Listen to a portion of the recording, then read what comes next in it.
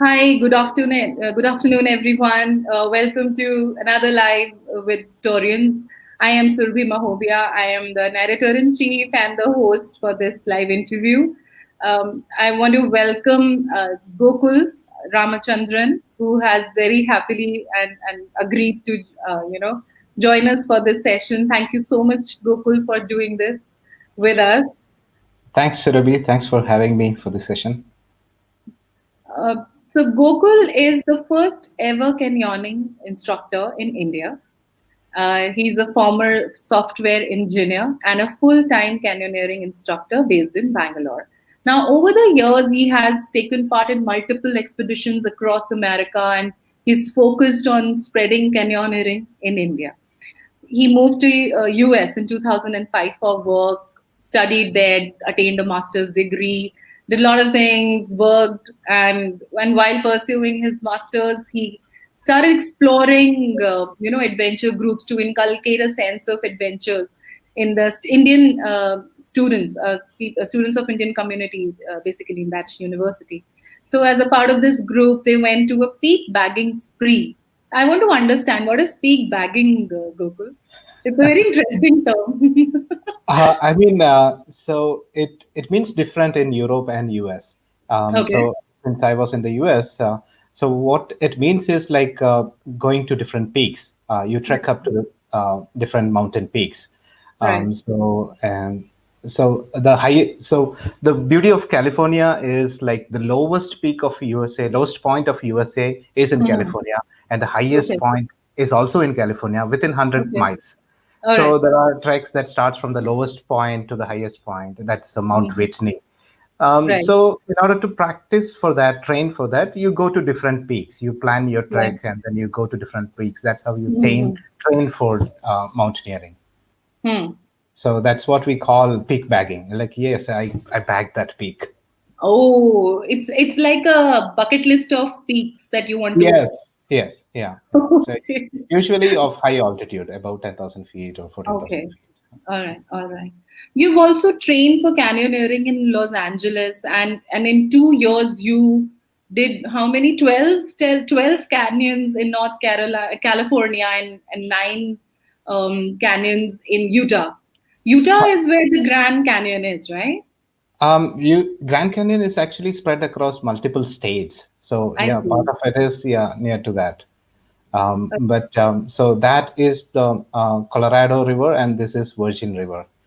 So the Um, Utah canyons are actually were cut by the Virgin River flowing through.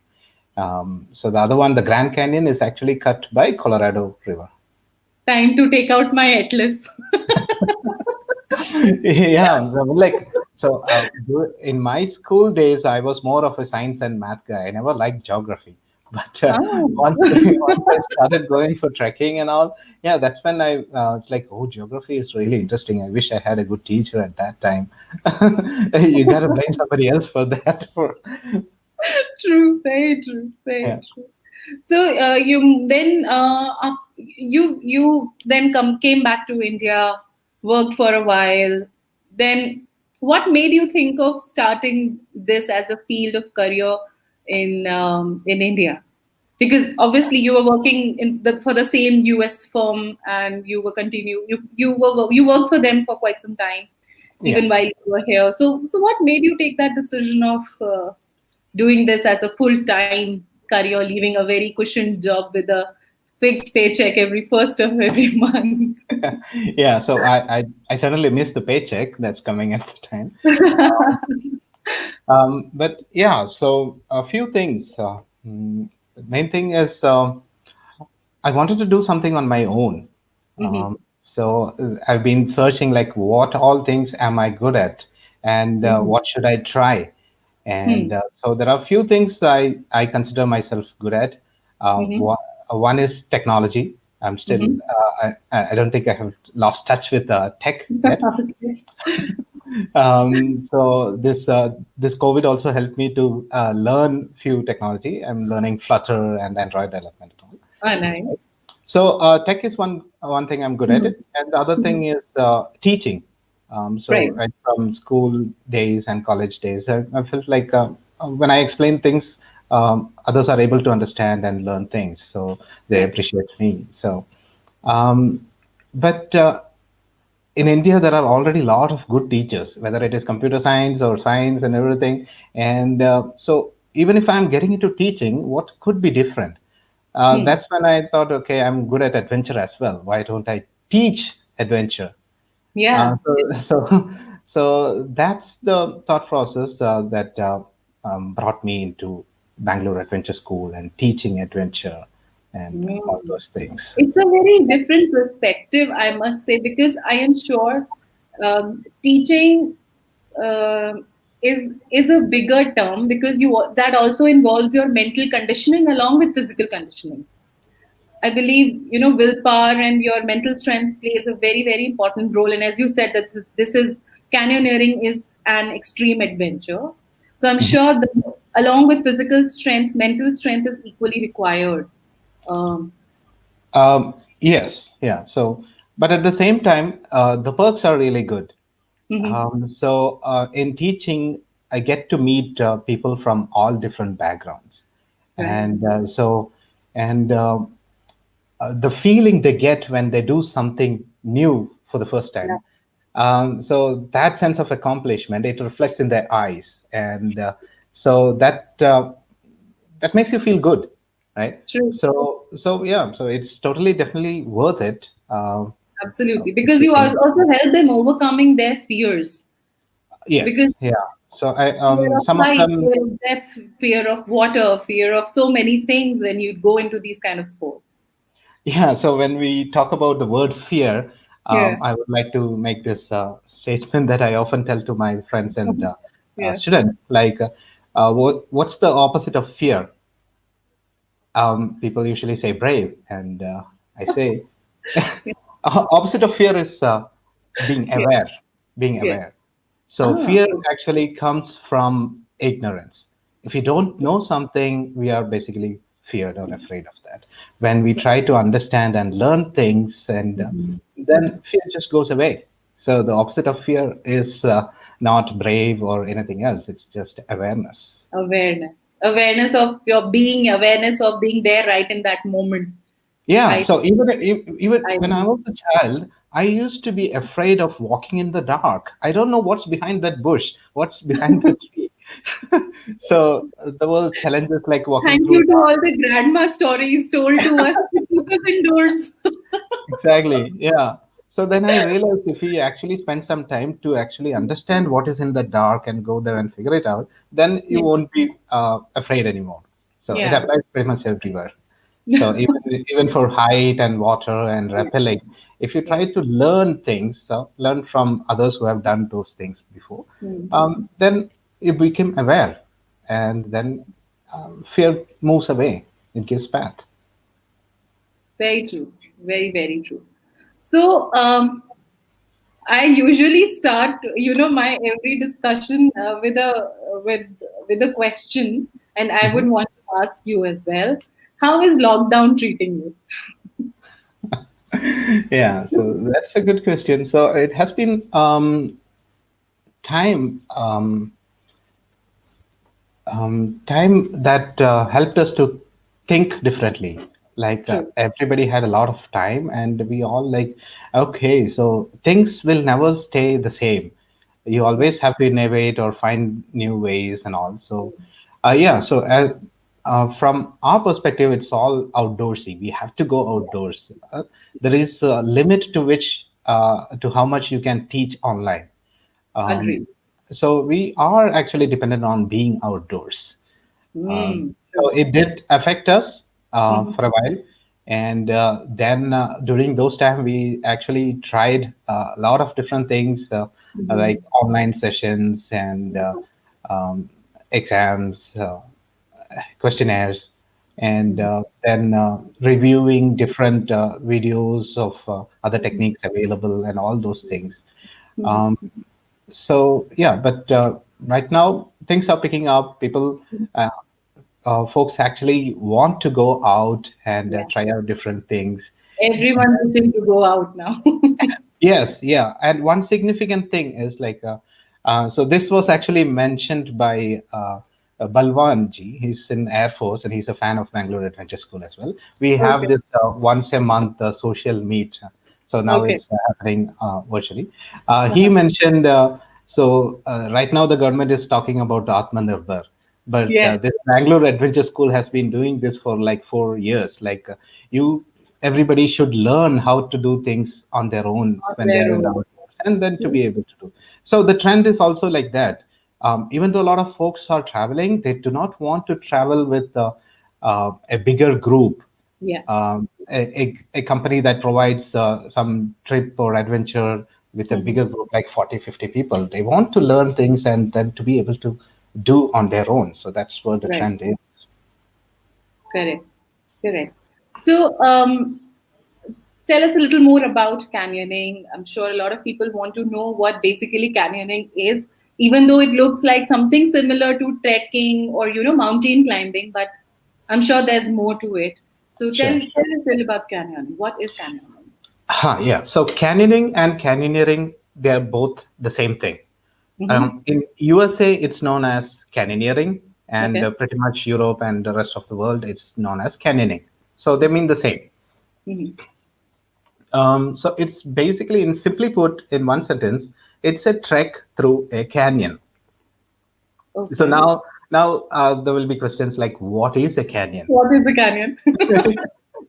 Yeah. How do they So do? What is a canyon? I forgot. I learned it in fifth standard geography. yeah, yeah.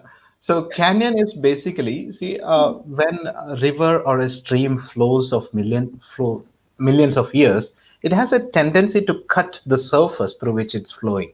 Right. That gap, that shape is called a canyon. Okay. So it's actually built by water flowing. Okay. So in this sport, what we are doing is we trek up to the top of the mountain Uh-huh. and then get into the canyon and follow the water course. Ah, okay. So Okay. that's basically it. But Sounds so it easy. includes That's it. That's it, it just includes a go lot of and things. follow. Yeah, it includes a lot of things. So Yeah. uh, it's not so easy to walk through a canyon. Sometimes there will Mhm. be waterfalls. Yes. So you have to set up rope and then you rappel down. Sometimes Yeah. there is a pool, so you have to swim through it or Yeah. wade through it. Right. It's actually a mix of many adventure sports.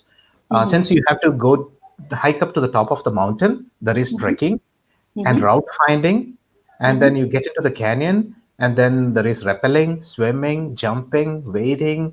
uh, it's a mix of lot of sports, Oh wow. right? So basically, when people are trained to go on such camps or such trekkings, they are trained for every step of the way. Yes, yes, yeah. So, and it's also a team sport. Right.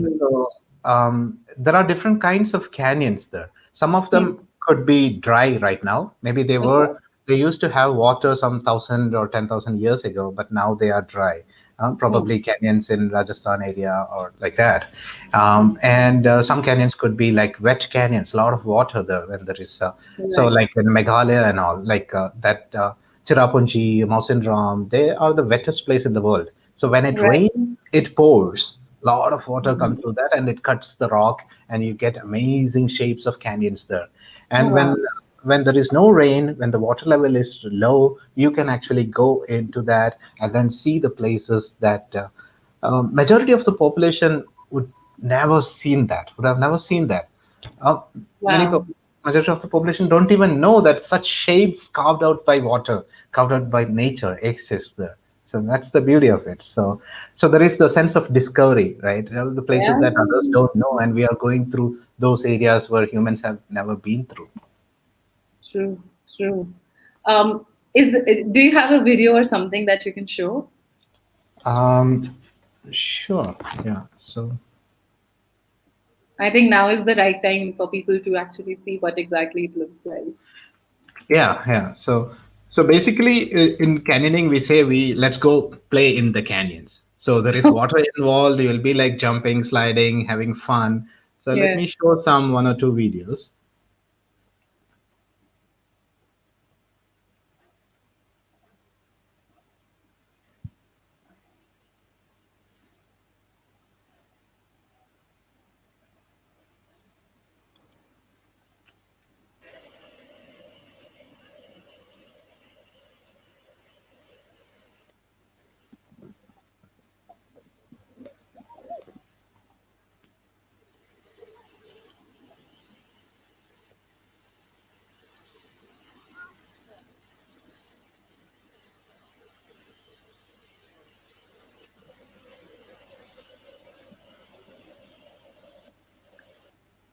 Should I add the video to the stream?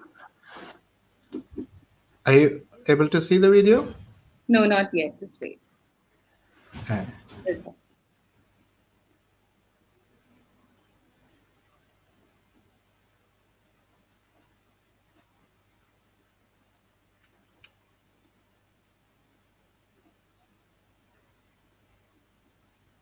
Okay, so let me play that video. Yes.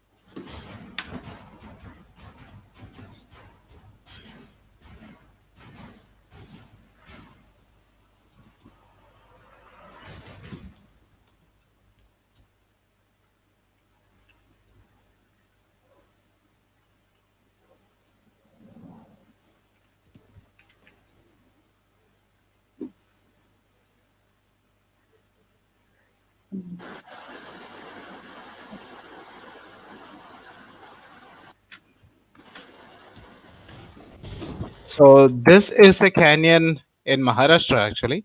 That's Uh-huh. Netra rappelling into a cave waterfall. Okay.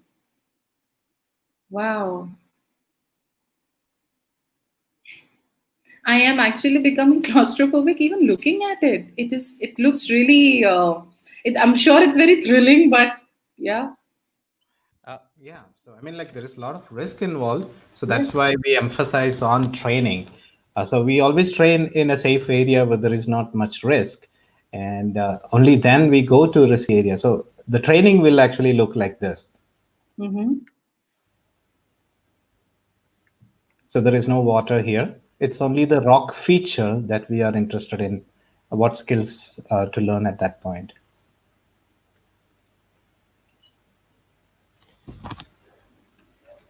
Wow.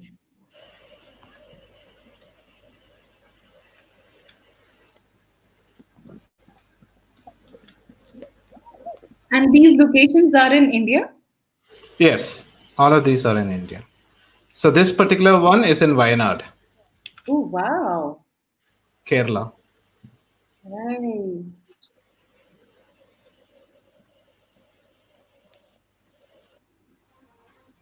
Amazing. Such clear water. It's amazing. Should I play the other videos as well? Yeah, yeah, please go ahead. This one looks really exciting. Yeah. So this is close to Bangalore, Okay.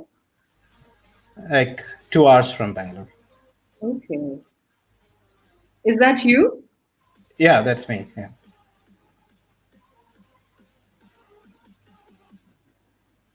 Wow.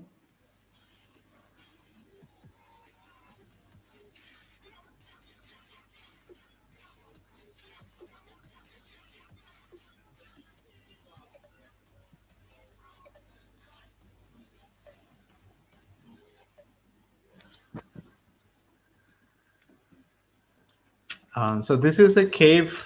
We named Mhm. it as Mayavi Caves. It's in North Karnataka. Okay. Like you go half kilometer into that cave and you see this pool, Mhm. not with water but shining minerals all the sides. Okay. Yeah. Oh, wow. How long is this cave? It's so the point where you're showing this is where it ends? After that, it's not explored. It was like too much mud and clay. All right. So I think this is how deep we had gone inside. That's all. How much was it approximately? Around half kilometer, 400 meters, 500 meters, like that. Wow, that's deep. Yeah. That's really long. Yeah. For a cave, Um, it's long. Wow. yeah. Amazing. So it's not 500 meters under the surface, but you go down some 30 feet or 40 feet, and then it goes Ah, wow. horizontally half kilometers. You said something about rappelling. What's rappelling? So rappelling is actually descending a rock surface in a Mhm. controlled manner. So for Okay. that, we use ropes and some metal devices. So the Mhm. rope goes through the metal and you get some friction as your advantage. So Okay. if I'm like 80 kg, I just need to, after the friction, I just Mhm. need to hold like 5 or 10 kg. With that, I'm able to control my weight. So that's the idea. So you go down in a controlled fashion. I see. So, I see. so it's an important skill required in canyoning, but that's not the only skill required. There are other things as well, Okay. like different ways of tying a knot, rope work, Yeah, teamwork. that's Yeah, very important. Different types of knots. There are so many different types of knots that are there. For right, every grip, right. there is a different knot. Yes. Yeah. Yes, yeah. So, how much preparation basically goes in preparing for a canyoning trip? So, how big is the group that you take along with you? How many days does it take for you to prepare for a particular trip? What all does it entail? So it all depends. Hmm. So the process is actually a long process. Okay. Like before I can actually take folks into a canyon, we we have a group of explorers. That's basically trusted few folks who are actually trained um, and all. And we have the team of explorers. We go and explore and find new canyons. Mm-hmm. So this is done over a period of years, right? And Mm-hmm. then sometimes, and these explorations are always like a wild card. Right. Sometimes you will get awesome canyons. Sometimes you get nothing, right? They're just wild cards. You don't know what's there to expect. What's there? Yeah. Yeah. True. So sometimes they are good, and if you feel like it's all good, then you say announce it to the group. Okay, there's a canyon like that, or we can take folks, and you can come join us. So those who are level one trained can come to this canyons, or this Mhm. particular canyon is an advanced canyon, so you need to have level three training at least. All Okay. those things like that. Okay. So these are like professional training programs that you conduct Yes, before. yes, yes, yeah. Okay. Okay. Okay. So I got my training from when I was in USA. So it's basically American Canyoneers Association. It's that Right. syllabus that we are teaching here in India. Ah, okay. Right, right, right. So tell me something. Was your family supportive of your decision, considering this is a highly risky business, and I'm not talking from the perspective of the sustainability, but Mhm. in terms of how difficult, not sustainability in the financial side, but otherwise it's very risky. How did they agree to it? I mean, did you face any opposition? क्या कर रहा है छोड़ इसको क्या रखा है and all that. So my wife has been very supportive. Uh-huh. So the main key is like I need to share whatever my thoughts are, plans are, and if you have an open conversation every once in a while, so it's all good. So as long as it's open, it's fine, right? Right. So yeah, so but still from my other parts of the families, I do get questions on and off like, what are you doing? Why are you doing this? Why did you come back? You should have stayed there itself, and Right. all those things. Yeah, so it's like waves. Right. Some waves are like supporting waves. Sometimes you get like bad waves. Like it comes in a wave. Yeah. I'm sure. I'm sure. So now, coming to the most important part of this discussion, Mhm. how to get started? So adventure sports is a very upcoming field in India, and this generation, when we talk about millennials or we talk about Gen Z, Generation Z, and all, they are very open to adventures and are not afraid of risking their lives. So how do you get started when it comes to thinking about making a career in adventure sports? How to know that this is the right time, or this is what you want to do? There are so many things that are involved. There's so many risks. Financial risk is there. Sustainability risk is there.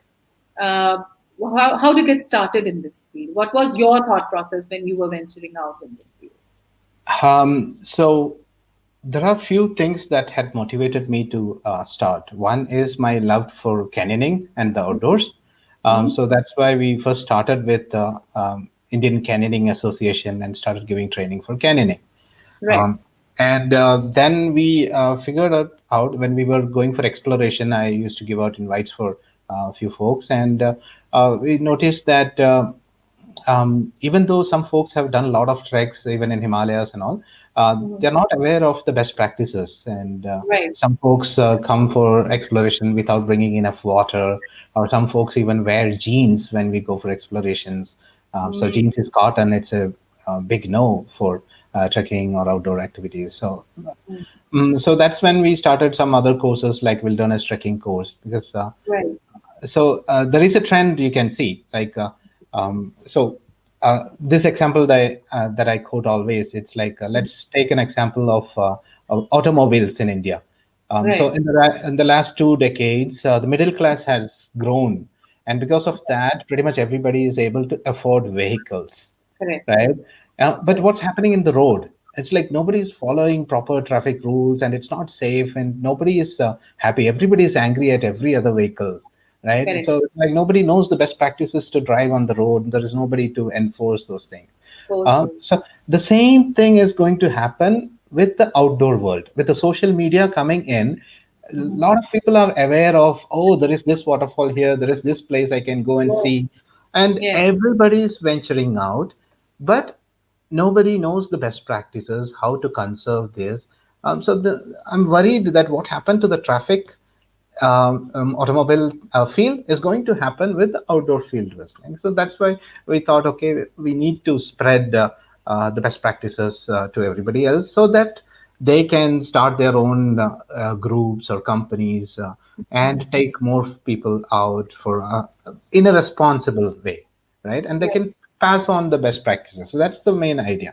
So definitely, there is interest. A lot of people want to go out and um, enjoy the nature, enjoy the places, and also um, make themselves better, right? Mm. So, and in the field of outdoor, you are not competing with Yeah. anybody else. You are competing with yesterday's yourself. So today, are you better than yesterday's yourself, right? Absolutely. So everybody wants to better themselves as well. They want to go out as well, and they want to better themselves. So there Themselves. is a scope for ethical outdoor companies or outdoor guides, or Mm. whatever facilities you have to offer. So definitely there is. But the thing is, like any other field, Mm. you have to spend time and energy, and Right. probably money as well, to acquire new folks, and Mm. also to retain these folks, right? So Mm. one is new business, and the other is repeat business, right? So Right. if you have something really good to offer, and the folks appreciate what you have to offer, then repeat business comes back, Come. I right? agree. So Agree. that's where it is. And many of the businesses might lack, or there is scope for them to improve in that repeat business, like exceeding expectations. You always, so the principles that I follow are like, you under promise and Mm. then over deliver. Over deliver. Yeah, Mm. so that's what gets you repeat business. So like, Very true. That element of surprise is very pleasant yeah. when you get more than what you expect and you get more value of your money. Hmm. Definitely, what basically make you come back over and over again to the same thing. Whether Yeah. and it's not just about any activity or any physical activity per se, but it's true for everything, even if it Right. is a product or a service offered. Yes. So yeah, I agree. The quality of service definitely matters, along with how much by how with how much efficiency you deliver it. Yeah, That yeah. also. If somebody wants to get into this field of outdoor adventure or outdoor travel and all, Yeah. they have to first make sure they get the proper certifications or training, whatever is available. They have to search for it and then find it, and then they themselves have to experience those adventure. And once they get some good adventure, maybe get more training as to become an instructor, or to Mm. become a guide to take others. So especially in extreme adventure sports, may it be canyoning or paragliding or Right. skiing, anything, even rock climbing. Yeah. Like, your life is in somebody else's hand, and somebody else's life is in your hand. So you have to be trustworthy. It's not just you should have the skill, you should have the skills, and you should be able to demonstrate to others that, yes, I'm trustworthy, I have these skills. That's also important. So uh, we need to value both of these. Not just because I live near to this mountain and I'm qualified to take people to this mountain. It's not like that. Right. We should uh, add those skills as well, people skills, being Yeah. trustworthy, all those True. things. Yeah. True. So But and what you are doing, Gokul, I would like to say, is not like you are basically bridging a gap. There was no gap in adventure sports, this particular business field, but it's a new category that you created for yourself. It's a new category altogether. Nobody else was, I believe, doing it. Is it right to say that it wasn't done in India before you came?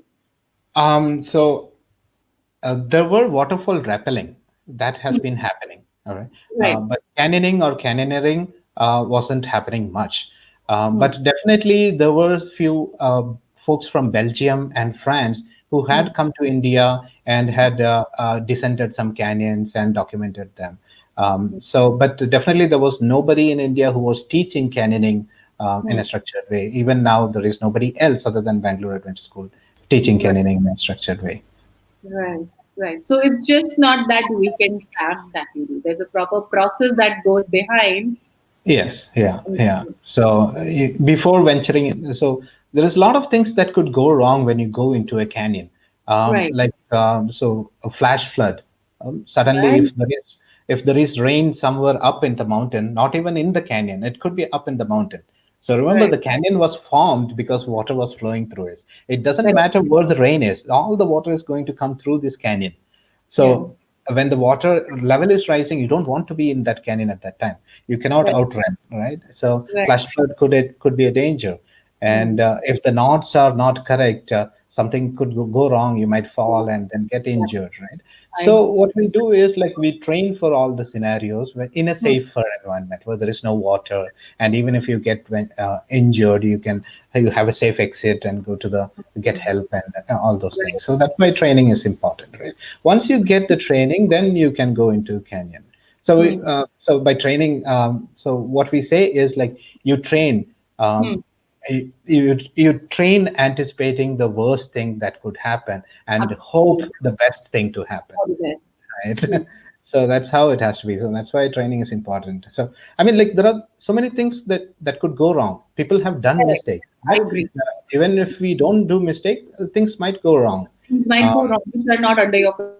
yeah, yeah. So by training, what we mean by is like learn from others who have already done those mistakes. That's what Hmm. training is. That's how humans have been evolving, right? Like it's the Right. collective knowledge of previous mistakes. So we have done those mistakes so that you will not have to do those Do mistakes. those mistakes. I agree. I absolutely agree. Now that you're emphasizing so much on having a formal training, what is the kind of training that is being offered here in our country as of now? So for canyoning, Hmm. for canyoneering, BAS School or Bangalore Adventure School offers some training. That's the only training available. Okay. Okay. So, but if you talk about other sports, there are training available. Hmm. May it be like rafting or kayaking or mountaineering. So there are Hmm. like premium institutes up in the north in the Himalayas that offer training for mountaineering. Hmm. But they are not canyoneering. They are different. They are all good institutes, but Hmm. focusing on mountaineering. So the Okay. canyoneering wise, what we offer is so international level. There is a level one training, intro to canyoning. That's a 3 day course. All right, Hmm. and so you are supposed to bring your own gear like helmet, harness, descending devices, and everything. BYOG training. Bring your- Yes, yeah, BYOG. So and the 3 day training costs around $300 or $400. That's around Okay. 25,000, 30,000. So Right. this course, if I offer in India, I will not have much market. So that's Right. why I split this particular course into three different levels, and each level is a 1 day course. Okay. So we split that into level one, level two, level three. So level one, we teach introduction, the basics of canyoneering, some theory, Okay. the gears, and rappelling, basics Right. of rappelling. And Right. then level 2 is where we teach the advanced rappel. Okay.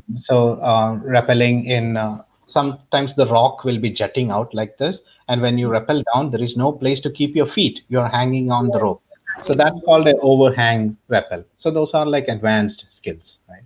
the. And then third level is when we teach anchor building, how to set up the rope and what all knots required, how to set up the rope in many different ways in different scenarios, all those things. Mm-hmm. So yeah, so when we do level one, two, and three from Basco, international level it's level one. So Okay. American Canyoneers Association's level one. Okay. That's lovely. That's lovely.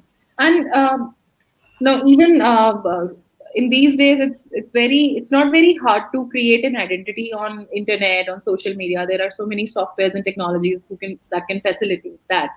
But how do you actually build a physical network of people to not only for participation or enrolling, but a network of people of with similar interests? How do you build a network? How do you build a physical network of people? How do you reach out to them? How did you build your network of people? So I think that's much more easier to answer how we did or how we are doing. So I Right. don't know whether it is the right approach. There could be a lot of things that we could improve, that we could change. Okay. But for us, networking is very important. Yes. So let's say in one training batch, we train only like a maximum of 12 people. This is Okay. because we want to give individual attention for everybody, and then make sure that they learn and they are safe as well, right? So at the same time, it's important for us that folks from different training batch know each other, Hmm. right? But when we go to Canyon, it's not necessary that everybody is from the same training batch. That's not going to happen. Right. So that necessitated us to start something called social.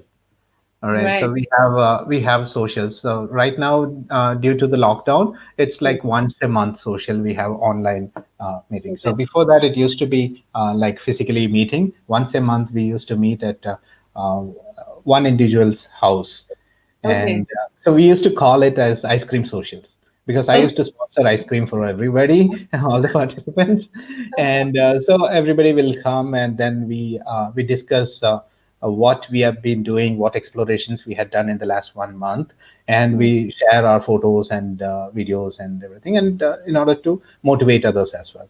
And then Right. we used to plan for what next, where to go, and what explorations and everything. So that social meet has been continued, and so that's how we built up our what do you call it, bonding between different Right. training from different batches. Right. So yeah, so I'm that's sure how we. word of mouth also plays a very important role. Sorry, In I didn't get that. Sorry. I'm saying word of mouth also plays a very important role in it. Oh yes, yes, yeah, definitely. So that's one thing, word of mouth, and I mean, like initially in the first 3 4 years, like it was Bascool and ICA was running off of my savings, right? But at the Right. same time, we were running on a lot of goodwill. So a lot Hmm. of people who had come and attended this training, and then they have said, "Oh, this is really amazing. I want you to succeed." And so people had come up. So let's say there is one person called Surendra. His son had come for one of our events, and he's like, "Oh, this is good stuff. We have a farmhouse here, like 14 acres. So why don't maybe we could do something here? Why don't you come and visit?" And they had given Right. their land for a use very generously. Hmm. So there are other folks as like, oh, if you want a place for any theory sessions, we have a hall here you can come and use. So word of mouth and a lot of goodwill has really supported us, and that had given us the proper energy to go forward.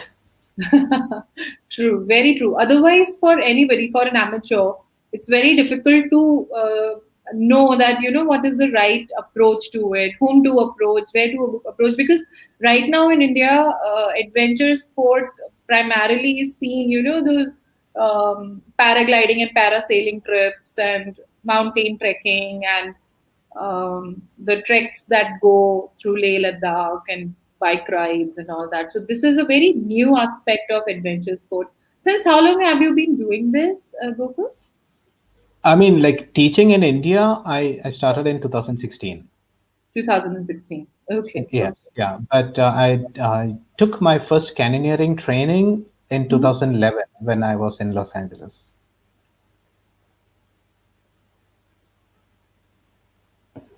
Yeah. So one major as difference that we would like to emphasize with bass school or canyoning is like we want everybody to learn the skills and to be able to do it themselves. Right. So if we talk about, um, let's say, rafting or paragliding, it's most of the time it's about tandem.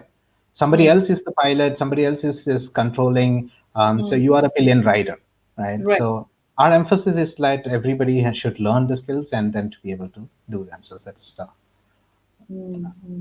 True, true. So when you were actually seriously considering, and you had already started your the bar school, and you had started seriously planning for, like, make a business plan altogether, weren't you afraid of venturing into unknown? Did a fear of failing or something felt you? What if people didn't like? What if people don't want to do it here? What if there are not many places to take these trips to? How many times can I take the same people to the same place? So these are some kinds of fear. I'm sure you must have thought of these kind of things. yeah. So that reminds me quite a few things. Okay, so one is like whether there was a fear. Yes. So definitely there was a fear, and the fear strikes on and off. So that is something inevitable. It keeps happening. All right. But the thing is, like, whether people will like what I'm doing, Hmm. that was tested earlier itself. Hmm. Like when I was studying at University of Southern California, Los Angeles. I Hmm. started a group there, like USC Adventure Gurus, Hmm. so that I can take other students for different treks and other things. And then I've noticed that people actually like what I have to offer, like the knowledge that I share and everything. So even before that, among my friends, I was always known as the man with the plan. Okay. So I never liked going to the malls and crowded places and all. So I always used to like make plans like, okay, let's go to a waterfall or let's go for some camping or something like that. Hmm. So I on that part I never had any doubt or fear. But definitely the thing is I'm totally new to business. Right. um, right when I was growing up, my only aim was like I have to become an engineer, and I'm good at science and math, and that's what I want to be doing, like probably higher studies, and that was it. And business wise, I'm still learning. I Hmm. burnt my hands in many places, so yeah, there is always new things to learn.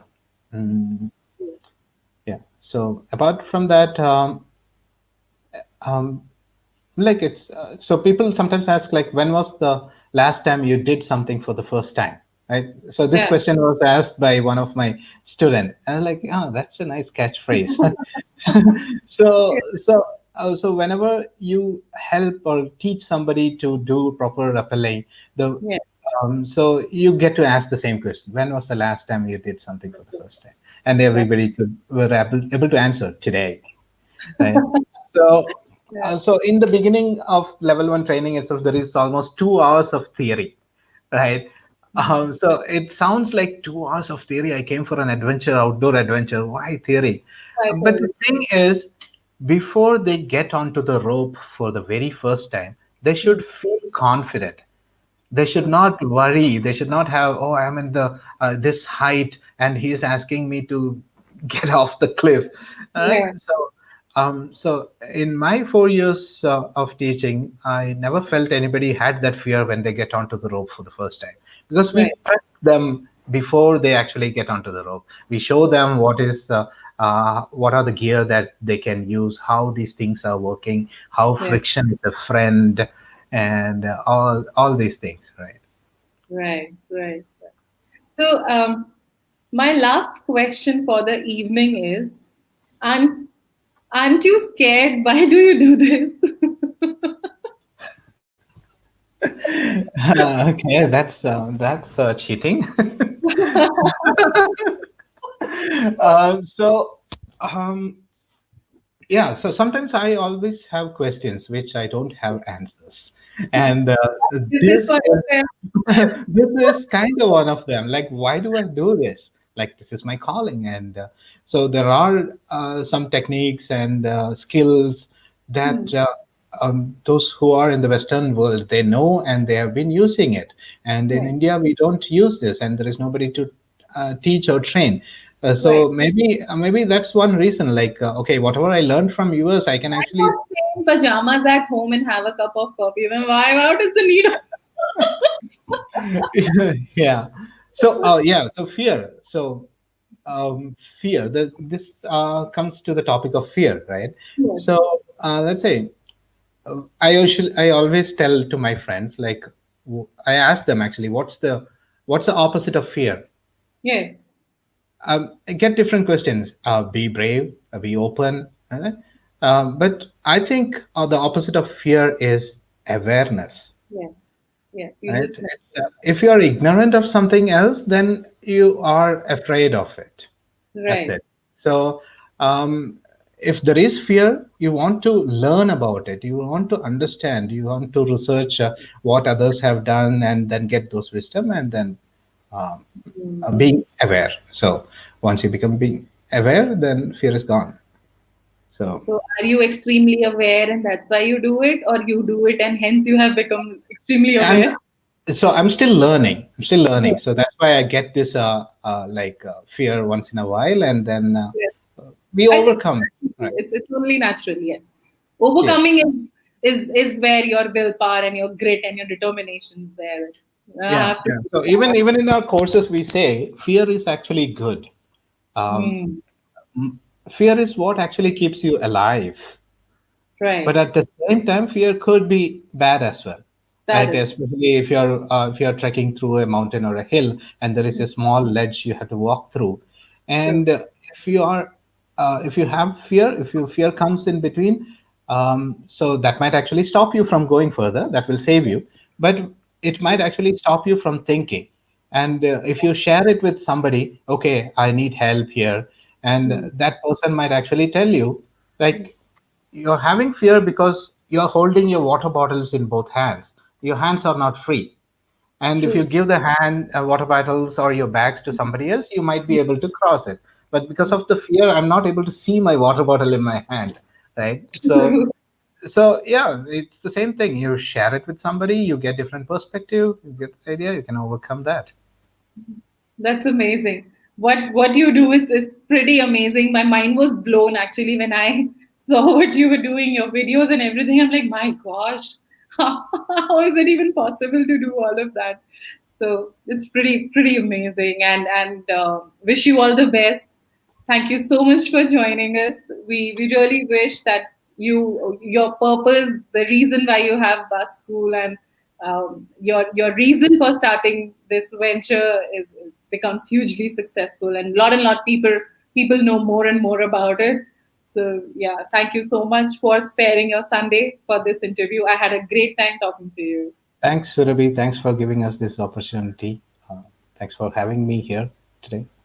Thank you. Really Thank good. you so much, audience. Thanks a lot. Uh, I had a great time talking with Gokul, and thank you so much. I think we are ready to end this live. We look forward to your participation again in the coming weeks. We'll be sending out more notifications. So thank you so much. Thanks, Gokul. Thanks for joining us. Take Thank you. care. Thank you all. Stay Yeah. safe. Thanks for the audience. Bye bye. Bye.